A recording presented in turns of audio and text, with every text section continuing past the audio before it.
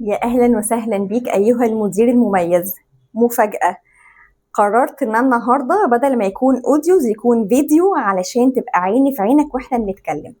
النهاردة اليوم الخامس من تحدي سبارك يور فويس، واللي كان الهدف منه إنك تخرج من التحدي ده بهوية مختلفة. يعني تبقى شايف نفسك وإنت قائد مقنع مؤثر، عارف تدخل للمدير بتاعك تقنعه بوجهة نظرك، وعارف تدي توجيهاتك لفريقك فيسمعوك من غير كلام كتير أو مجهود. حابة أسألك النهاردة، إيه اللي ممكن يوقفك بعد ما تكون عرفت كل الاستراتيجيز ومعاك كل التولز اللي تخليك فعلا مدير مقنع؟ ومش لازم تكون اللي انت عرفتها في التحدي بس. ايه اللي ممكن يكون بيوقفك انك بتسمع من اي مصدر تاني معلومات، ووقت الجد لما بتيجي تدخل لمديرك برضو بتحس انك مش مرتاح، او بتحس ان انت قلقان او متوتر، او اللي انت مش عايز تدخل اصلا بتزق نفسك علشان تدخل تقول له رايك او وجهه نظرك، او لو انت عندك وجهه نظر او فكره عكس مديرك بتقعد تفكر 100,000 مره اقول له ولا ما اقولوش عن الفكره دي. نفس القصه برضو وانت رايح لفريقك مع انك معاك كل التولز والادوات، ولكن برضو بتدخل على الفريق وانت متوتر او عمال تقول يا رب يسمعوا كلامي من غير ما يفرهدوني او من غير ما ياخدوا مني وقت كتير في الكلام. الإجابة على السؤال ده هتكون تغيير ليك على مستوى المايند سيت في حياتك اللي جاية بعد كده. يعني أنا محتاجاك يا مدير تكون مركز كويس جدا إن وإحنا داخلين نطور من نفسنا أو نتعلم أي مهارة جديدة أو تكنيك جديد أو نكتسب حاجة جديدة تفيدنا في خبرتنا كمديرين، لازم أكون عارف كويس قوي هو أنا هتغير على أنهي مستوى. بمعنى التغيير بيحصل على 3 مستويات. أول مستوى هو مستوى الاستراتيجيز أو أنا بسميه التكنيكال ليفل. يعني أنا هديلك تكنيكال، هديلك فريم وورك، هديلك تولز تكون معاك، فتبقى أنت عارف وأنت بتتكلم مع مديرك أو فريقك تستخدم الستوري، تستخدم المشاعر، تحط مع المنطق المصلحة، تعرف لغة مديرك. كل دي كانت حاجات استراتيجيز أو تكنيكال. لو انت بتاخد المعلومات او بتسمع فيديوز او بتقرا كتب بتغيرك على مستوى الاستراتيجيز بس، فانت هتدخل لمديرك او هتروح لفريقك وانت لسه عندك القلق او التوتر او مش شايف اللي انت احسن حاجه انك تتكلم. ليه؟ لان في 2 ليفلز تانيين مهم جدا انك تتغير على مستواهم. اول ليفل هو السايكولوجيكال اند منتال ليفل، ده الجزء النفسي والعقلاني. بمعنى انت لازم طريقة تفكيرك نفسها وانت داخل الحوار تتغير نفسيا من جواك، انت تكون مستعد، هادي، واثق في نفسك، وعارف كويس قوي اللي انت داخل تتكلم بعقل ومنطق وكلامك هيقدر وهيتسمع كويس. لو انت داخل بإحساس مختلف او انت مش متجهز كويس جدا وقوي جدا قبل ما تدخل الحوار، مهما كان معاك من أدوات أو مهما عرفت من نولج مش هتخدمك. ليه؟ لأن بمنتهى البساطة صوتك هيتهز، الفايبس بتاعتك هتتغير، هيبقى سهل جدا ان تم اثارتك. يعني لو في اعتراض حصل او وجهة نظرك او فكرتك اتقابلت بالرفض، انت خلاص الانرجي ليفل بتاعك هتلاقيه وقع تماما، ومهما كان معاك من ادوات مش هتقدر اللي انت تستخدمها. فهنا هتبقى المشكلة مش انك مش عارف، ولكن هتكون المشكلة اللي انت مش قادر. فده اللي حصل في اول ليفل معانا في التحدي. لما دخلنا نعمل البري وورك وقلت لك اكتب جملة عن نفسك، ايه الاسباب اللي بتوقفك، وهل الاسباب اللي بتوقفك دي منطقية ولا لا، ابدأ كسر فيها، فتبدأ الانبوت اللي بيدخل لك يتغير يبقى قوي، فانت تبقى داخل وانت عارف ان الاقناع ده جسر، والمهم ان انا اكسب الطرف التاني وابني الجسر ده، مش المهم اللي انا اللي افوز او اللي انا اثبت نفسي. وده هيغير نبرة صوتك وهيغير ثباتك طول الحوار. ده هو التغيير اللي على مستوى السايكولوجيكال والمنتال، ان يحصل لك مايند سيت شيفت في طريقة تفكيرك، وبالتالي بتظهر وبتأثر على نفسيتك، وبالتالي وقتها تقدر تستخدم الأدوات وهو جزء الاستراتيجيك. وده تاني ليفل لما دخلنا في اليوم الأول والتاني والتالت والرابع لما بدأنا نعرف، أو التاني والتالت والرابع البري وورك، واليوم الأول ده اللي كان السايكولوجيكال والمنتال شيفت ليفل، واليوم التاني والتالت والرابع هو اللي احنا عرفنا فيه الاستراتيجيز وازاي الإقناع عبارة عن مشاعر، التلاتة ميم، مشاعر ومنطق ومصلحة. وبعدين شفنا ازاي تعرف لغة مديرك وتستخدم الكلمات المفتاحية أو الكي ووردز عشان تتكلم بدماغه، فالراجل يقول ايه ده انت فاهمني، انت عارف دماغي ماشية ازاي، فيميل انه يقتنع بيك. وامبارح عرفنا The Mystery of Story أو فكينا اللغز بتاع القصة وعرفنا السحر بتاعها وإزاي نستخدمها برضو من خلال 3 فريم وركس شرحناهم امبارح. ده جزء الاستراتيجيك. في جزء بقى تالت أو ليفل تالت مهم جدا إنك تتغير عليه، وهو الايدنتيتي ليفل. يعني إيه الكلام ده؟ يعني لو انت مش شايف نفسك او ما حسيتش نفسك على مدار التحدي اللي انت فعلا المدير المقنع اللي كلامه مؤثر فعلا وصوته مهم ان هو يتقال بغض النظر الطرف التاني هيكون رد فعله ايه، يعني انا صوتي اهم من صوت اللي قدامي، سواء كان مديري، الفريق بتاعي، حد بيعاندني، حد اكبر مني في السن، حد اكبر مني في الخبرة، انا صوتي مهم. فداخل بتكلم من الايدنتيتي دي وانا كل خليه في جسمي مؤمنه ومصدقه الهويه دي، الموضوع هيتنقل معاك 180 درجه. هتقدر ان انت تسيطر على نفسيتك وعلى المنتال ليفل بتاعك وعلى تستخدم الاستراتيجيز كويس. فالتعلم او اللي انت يحصل لك تريننج او تدخل تتدرب في اي حاجه لازم تكون بتسال نفسك السؤال ده، انا هتغير على انهي ليفل؟ النهارده احنا جايين ناكد على الليفل الثالث. الايدنتيتي علشان تتغير هي مش بتدي في محاضره او انا جايه دلوقتي عشان اغير لك الايدنتيتي بتاعتك، انا جايه الخص لك اللي حصل معاك طول التحدي. يعني انت اثناء التحدي في فايبس طلعت منك، انت حسيت بنفسك مختلف، حسيت ان انا عندي ادوات واللي انا اقوى مما اتخيل، انت اكتشفت نفسك. وده بيحصل من الأسئلة العميقة اللي احنا بنسألها مع بعض، أو طريقة التدريب أو التمرينات اللي فيها الأسئلة. ليه؟ لأن السؤال هو أعظم طريقة اللي انت تتعلم بيها، وخصوصا لما تكون بتكتشف فيها نفسك. زي ما حد جميل معانا أسماء تقريبا هي اللي قالت إن الأسئلة دي بتخليني أكتشف نفسي أحسن. طبعا انت بتكتشف قد إيه انت جميل. وباشمهندسه برضو ما اقدرش انسى الفيدباك بتاعها بعد موديول التواصل لما قالت لي قد ايه انا في الروم الاولانيه، لانها كانت برضو بتغير المستوى المديرين على الليفل بتاع السايكولوجيكال والمنتال ليفل، قد ايه هي شافت نفسها اجمل واقوى واحسن مما كانت هي شايفه نفسها عليه.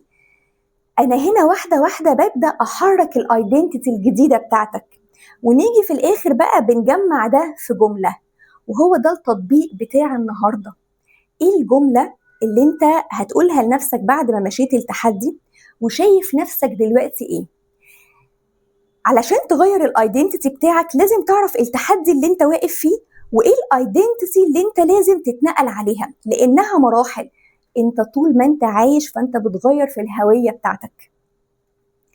اول مرحله لما تلاقي تحدي زي بيقابلك جمل انت بتقولها، انا مش قادر ادخل اتكلم مع مديري، بحس ان انا قلقان ومتوتر، انا شايف نفسي ان انا خجول، مش يعني عندي كسوف كده فمش بعرف ان انا اتكلم واعبر عن نفسي، انا ببقى شايل هم حد معين في الفريق وانا داخل اتكلم معاه لانه بيعاندني بيقاومني، فما بقاش حابب ان انا يعني بقعد كده ايه ااجل كاني بهرب من المناقشه.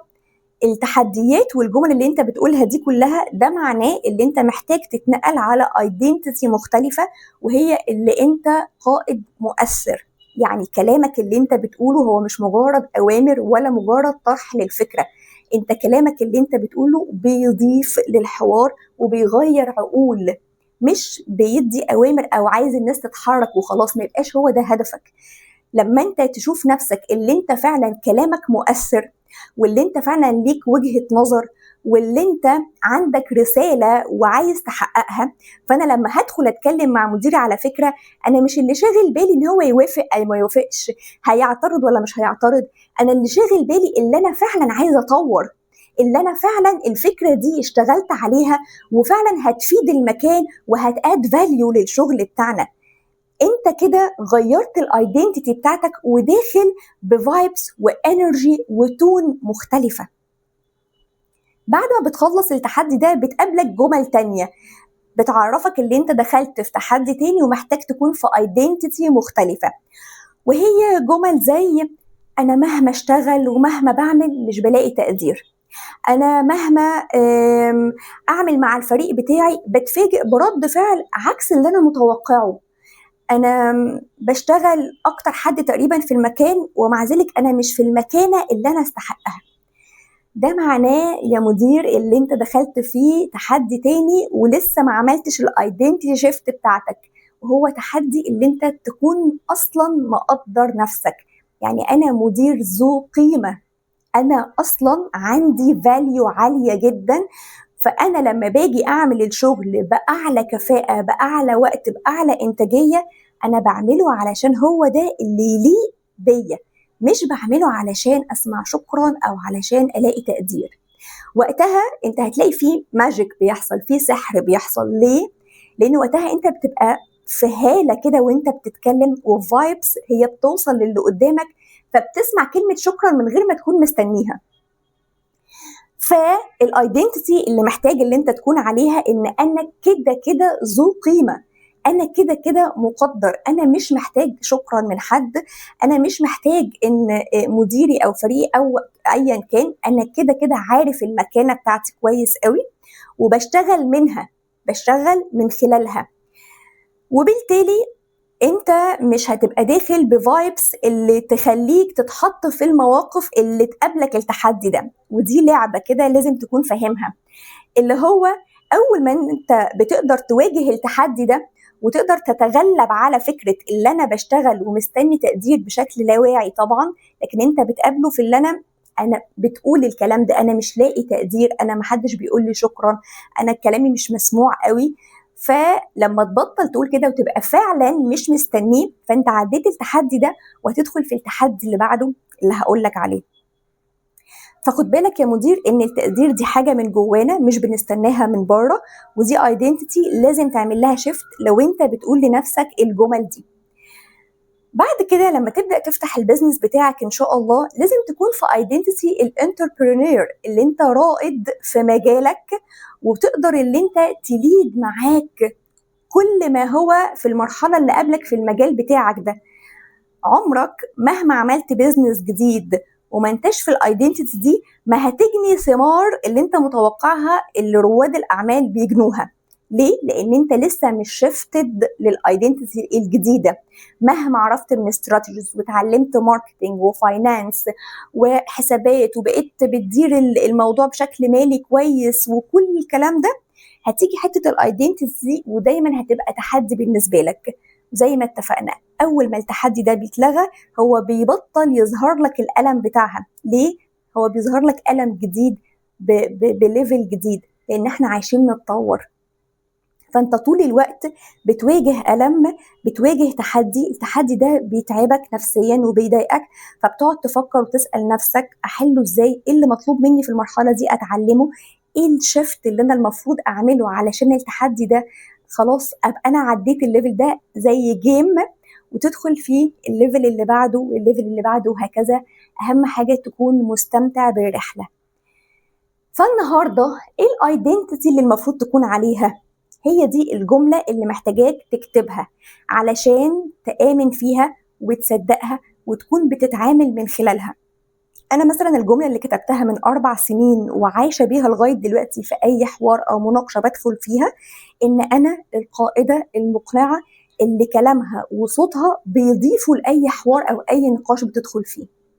بذمتك كده يا مدير، حد عايش بالجمله دي هيخاف يدخل في حوار او هيتردد ان هو يدخل يكلم مديره علشان ممكن يعارضه او ممكن يقول له كلام يضايقه؟ او خالص، انا كده كده كلامي بيضيف للحوار، انا كده كده باد فاليو. ده لوحده يخليك تدخل اي مناقشه او اي حوار مع فريقك، مع مديرك، مع HR، مع مديرين الادارات، وانت واثق ان كلامك فعلا هيأد فاليو. وخصوصا لما تكون دارس، معاك التولز، معاك الاستراتيجيز، فده بيخليك بيقوي لك اكتر الايدنتيتي بتاعتك دي. فطبعا هي الايدنتيتي مش كلام بيتقال، هي بتتبنى على مدار الرحله بتاعت التعلم اللي انت بتدخل فيها. وانا الفري عندي زي البيد، يعني انت خرجت دلوقتي المفروض من اليوم الخامس، وبعد ما هتكتب الجمله بتاعتك اللي هي بتوضح الايدنتي شيفت اللي حصل لك، وتفضل حاططها قدامك، وكل يوم انت بتقولها لنفسك وبتالاين معاها، يعني كل كلامك ومواقفك واسلوبك بيالاين مع الجمله دي. يعني الجمله دي هتزقك وانت داخل الصبح لمديرك وبتقدم رجل وتاخر رجل، ادخل ولا لا، هتفتكر تقول انا القائد المؤثر. لو انت هتاخد الجمله بتاعتي يعني اللي كلامه بيضيف لاي حوار، فهتدخل بقلب وتضيف فعلا للحوار. فده بالظبط اللي بيحصل في البيد. يعني انت اي بروجرام بتدخله معايا لازم بتعدي بالثري ليفلز دول. مش بديلك استراتيجيز بس، مش بديلك تكنيكال بس، ولكن بعمل لك سايكولوجيكال ومنتال شيفت.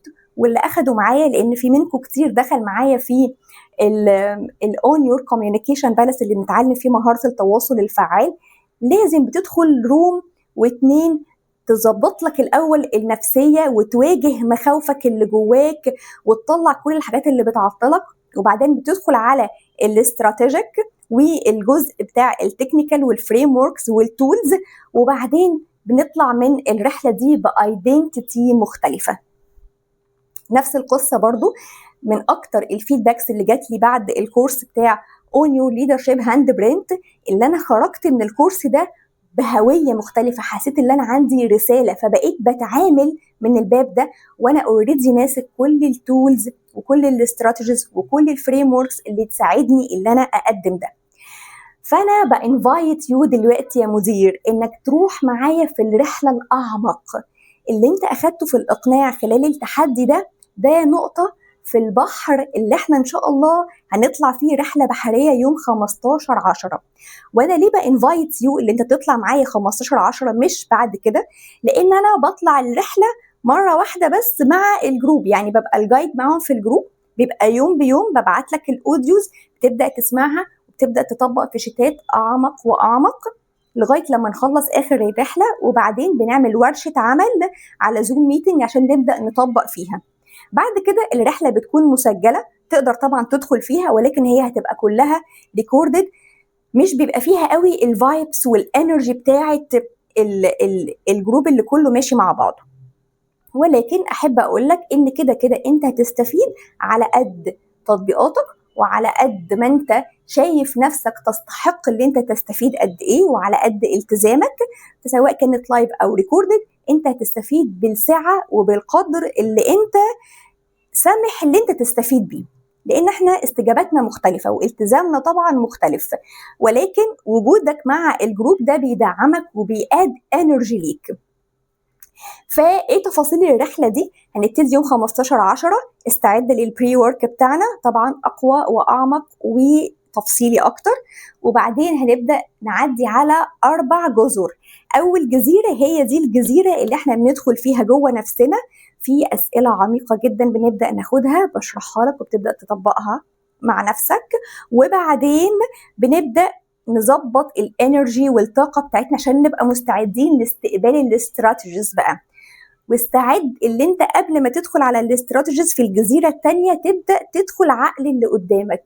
انا هديلك الاسرار والمفاتيح بتاعت هي العقل البشري ده بيميل ان هو يقتنع بايه، ايه الفلاتر اللي بيحطها، ونرجع نقول ده اشترى كلام فلان وانا قلت نفس الفكره بس ما اشتراهاش، عشان هو فاهم الباياسز او فاهم التحيزات والفلترز، وقدر يعرف هو ده يعني هيدخل له من انهي فلتر فاستخدمه في الكلام بتاعه، فدن الراجل اشترى كلامه. الجزيرة الثالثة بتبدأ تشوف ريكوردد فيديوز فيها كل أبواب الإقناع، وفيها إزاي تقدر تستخدم تولز واستراتيجيز خطيرة عشان تقدر تقنع بيها فريقك، مديرك، مديرين الإدارات، أيا كان الطرف الآخر بمنتهى السهولة. وطبعا بعد كل فيديو فيه براكتيكال اكسرسايز. في الأول طبعا في سيلف اسسمنت بنعمله في الأول، وبعدين بنيجي نعمله في الآخر علشان نشوف التغيير اللي حصل معانا. واخر جزيره هي دي اللي احنا بنعمل فيها لاندنج عند البرسويجن شور، الساحل بتاع الاقناع، وبنعرف فيها كيس ستاديز، ازاي نجمع كل اللي احنا درسناه ده في 2 كيس ستادي. كيس ستادي بنعملها مع بعض، وكيس ستادي بتاخدها تاني از هوم ورك، وبنبدا نحدد سيشن علشان لو عندك اي اسئله بيبقى فيه Q&A. وكمان بنعمل الورك شوب اللي هي بنطبق فيها علشان نحول العلم لمهارة من خلال التطبيق. بنتحط في مواقف عملية مع بعض ونشوف رد فعلك واستجابتك هتبقى عاملة ازاي. البونص اللي موجود في الرحلة دي ان بعد ما بتخلص كل التطبيقات بتاعتك بيبقى فيه سيشنز 1 to 1 معايا انا وانت على زوم ميتنج، بنبدأ اسمع كل اسئلتك الخاصة بيك انت بس، وبشوف التطبيقات بتاعتك كمان اللي انت كنت بتعملها مع نفسك على مدار الرحلة، بنبدأ نراجعها مع بعض علشان لو في اي كومنتس سبيسيفيك ليك تاخدها وتبدأ تشتغل عليها. I'm so excited اللي احنا نمشي الرحلة دي مع بعض. يعني انا مش قادرة استنى ال15/10 لما يجي عشان امشي رحلة الاقناع دي، لان هي فعلا رحلة one of the kind. يعني مش هتلاقي في رحلة للإقناع بتعلمك المهارة دي من خلال كل الشيفتس في الليفل، سواء السايكولوجيكال والمنتال أو الاستراتيجيك أو الايدنتيتي اللي انت هتخرج بيها. وحابة أقول لك إن اللي بيميز البرامج التدريبية بتاعتي إن ما فيهاش كلام كتير، ما فيهاش رغي، ما فيهاش تشتت. يعني احنا حتى معانا دكتوره نعمات كانت اخده معايا التواصل وكملت معايا في الكورس الكامل. ده الفيدباك بتاعها اللي كان ثابت بعد كل فيديو، كل كلمه بمقدار. انا دي طريقه الديزايننج بتاعي وانا بعمل البرنامج التدريبي. ليه؟ لان انا نفسي ما بحبش الرغي الكتير، يعني انا ما بحبش التفاصيل هات لي الخلاصه. فالموديول كله فيه خلاصه الاقناع في كلمه ونص، الموضوع كذا. ده الزيتونه بتاعته، زي ما انا اديتك كده الزيتونه بتاعت الستوري، الزيتونه بتاعت المنطق والمشاعر والمصلحه.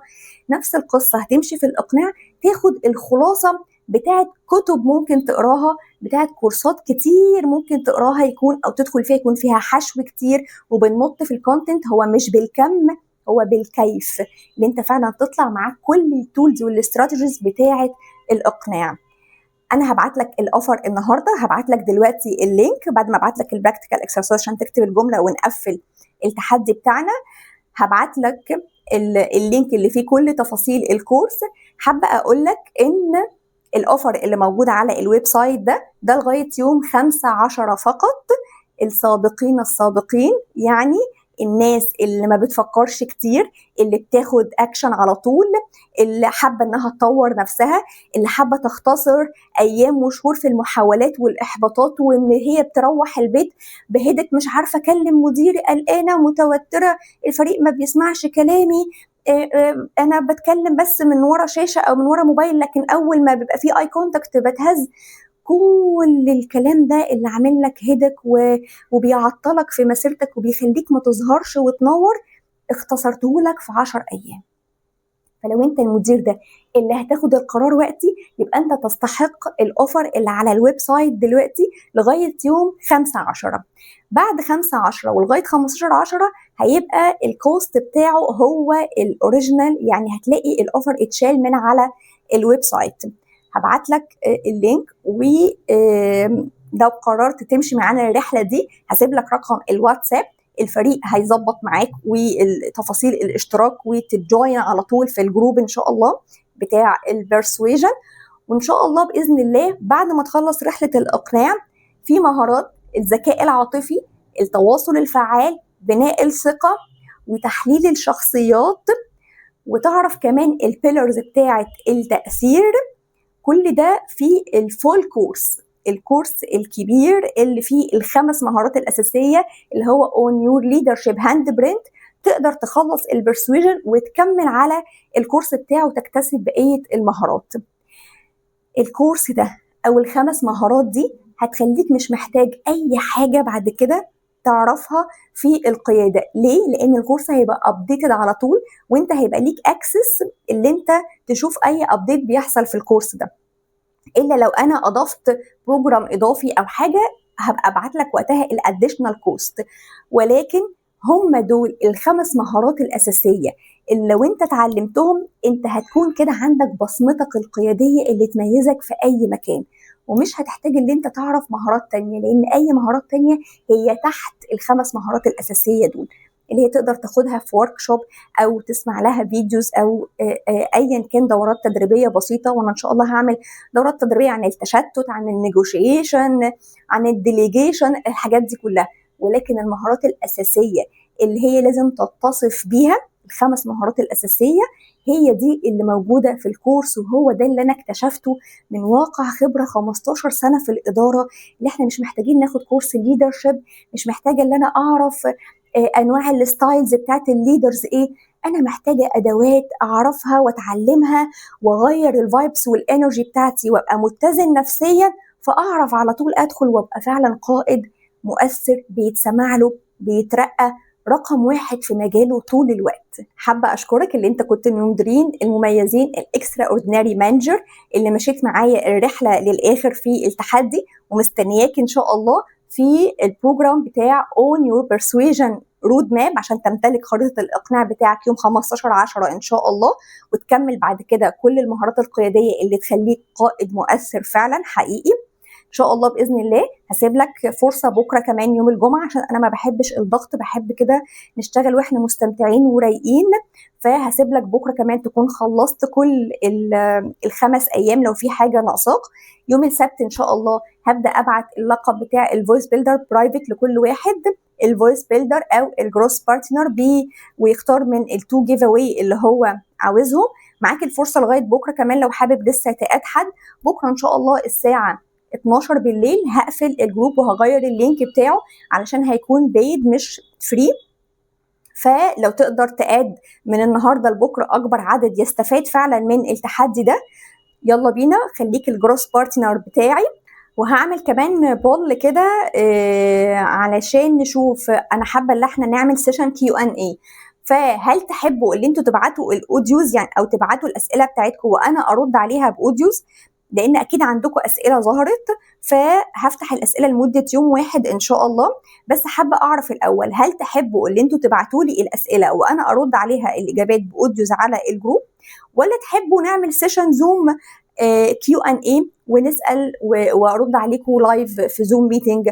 هعمل البول ان شاء الله بكره او ممكن يوم السبت، وعلى حسب الاغلبيه نقرر ان شاء الله هنرد على اسئلتكم ازاي. مبسوطه جدا ان انتوا كنتوا معايا في التحدي، واشوفكم على خير ان شاء الله في الرحله الجايه.